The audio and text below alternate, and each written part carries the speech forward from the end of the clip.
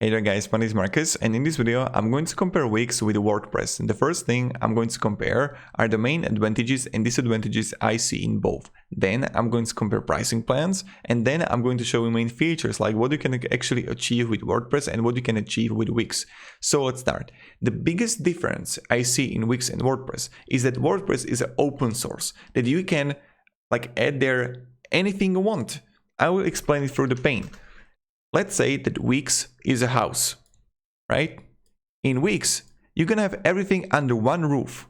And what does it mean? Is that you can export the website. It's really difficult to export the website. When you're gonna choose the template, you can't actually, when you're gonna choose a template, you can change it to different one. It's really difficult to do that. You can get to HTML and CSS, so you get everything under one roof, and you have limited the ways how we can edit it. Yes, it's open to edit, to move, the editing you can do the freestyle, but other than that, it's limited. Comparing to WordPress, WordPress is like field. Imagine a field, and to that field you can add anything you want. Multiple plugins. More than 40% of blogs are made on WordPress, right? So you see it right here that this is WordPress, a field to which you can add everything. This is the second difference. Another difference is that on Wix, you don't have limitations. What you can do with buttons, you can overlay everything. In WordPress, you can achieve it too, but you need HTML knowledge to do that. Other than that, I recommend choosing Elementor like I do, or just some kind of editor to which you can work with the blocks. So this is the second difference. The next two disadvantages I see personally in Wix is that you have sometimes problems with breakpoints and you have problems with responsive, because you need to always edit the website for mobile and also for PC. What's going to happen on WordPress, that many templates that you're going to choose on WordPress are automatically optimized for responsibility. So when someone's going to come from mobile, it's going to be perfect. On Wix, you need to always do the double amount of work. So our recommendation is, if you choose WordPress, and the way with WordPress, you want to choose or just good template which is going to be responsive. This is really important. Now, another thing is that when we compare the pricing plans and what I actually recommend for you to do. Pricing plans on Wix works like that.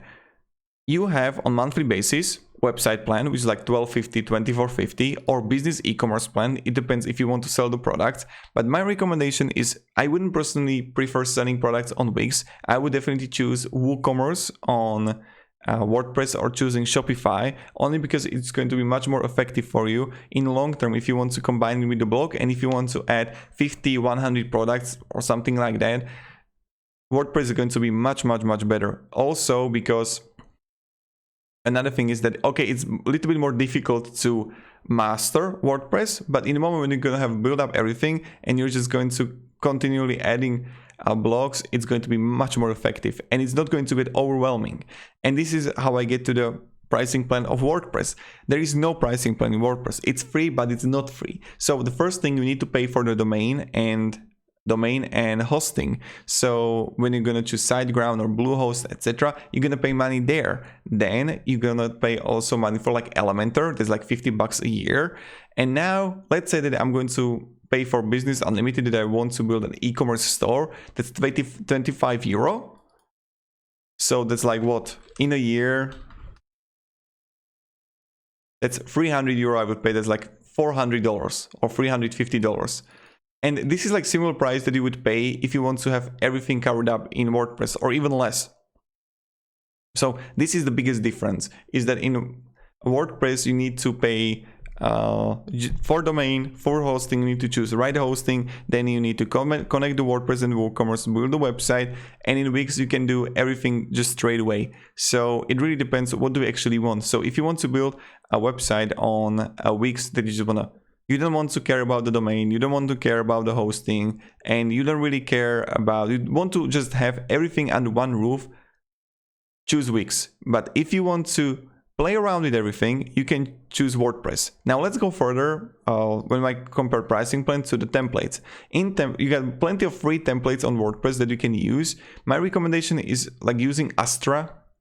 That's really effective, and even paying for Astra. And then on templates on Wix, you can have a lot of them.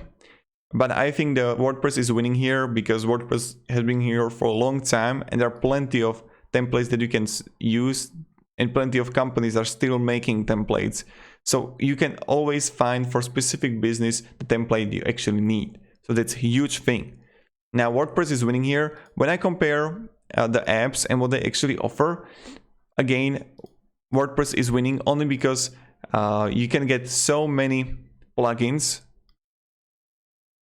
and you can have SEO plugins, etc. Even if you want to start a blog, and let's say that you want to create 100, 200, 300 blogs, go with the WordPress, don't go with the Wix. It's going to get overwhelming and I don't really think that you actually own. Let's say that you want to export the website with the positions that you have, right? In WordPress, you will be able to do that, to convert it to another website builder. But on Wix, you are unable to do it. So this is something you need to always keep in mind, that if you want to build a long-term business, long-term project, go with the WordPress, don't go with the Wix. And the way, there are plenty more tutorials on WordPress how you can optimize things, but it would take a little bit of time. The learning curve is higher, as I mentioned. So plugins, WordPress is again winning. Now, when you go further to the editing, you have options to use a simple editor when you just simply plus here, text, image, gallery, and this is kind of limited, so that's why I recommend using like Elementor. And let's say that you want to simply add posts here, you can play around it, and there are plenty of tutorials what you can do. Countdown, HTML, icon box, then you can connect it with WooCommerce and add a product. Pretty simple, but as I mentioned, keep in mind that the editing is a little bit limited, and to have like advanced editing, you need to have the knowledge of CSS and HTML on Elementor or like WordPress.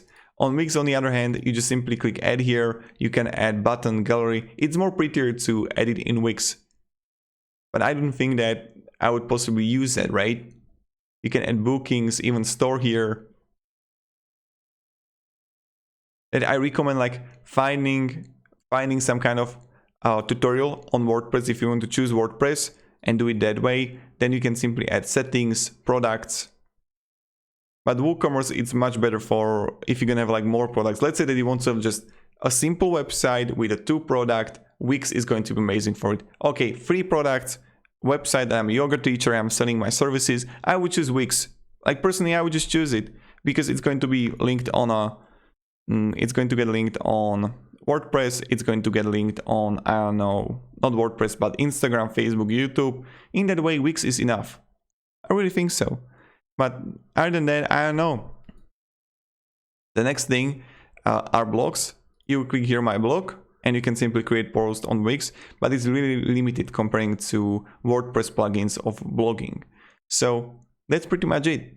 I mean, they're both good, guys. The main difference is if you like to just play around with things and just build quickly your website with Wix, or if you want to build a website which is going to take a little bit of time to, you know, buy a domain, buy a web hosting, buy a Elementor, buy a Astra theme, then just import some plugins for SEO, then build a website, you know, and there's like 7-8 steps in WordPress, and I still didn't finish my website. Or you want to choose Wix, in which you're gonna just pick a theme, then you're gonna get automatically domain and hosting covered by Wix.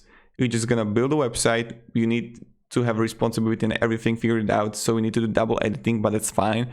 And in less amount of time you can build a website. But keep in mind that I would use Wix only if I want to build it for simple projects. I wouldn't go with a deep, huge project with Wix that I want to have for a real long time. That's not effective and that's not great. So thank you very much for watching, guys. If you have any questions, ask me down below in comments. I'm really happy to help you and provide you some guidance and feedback.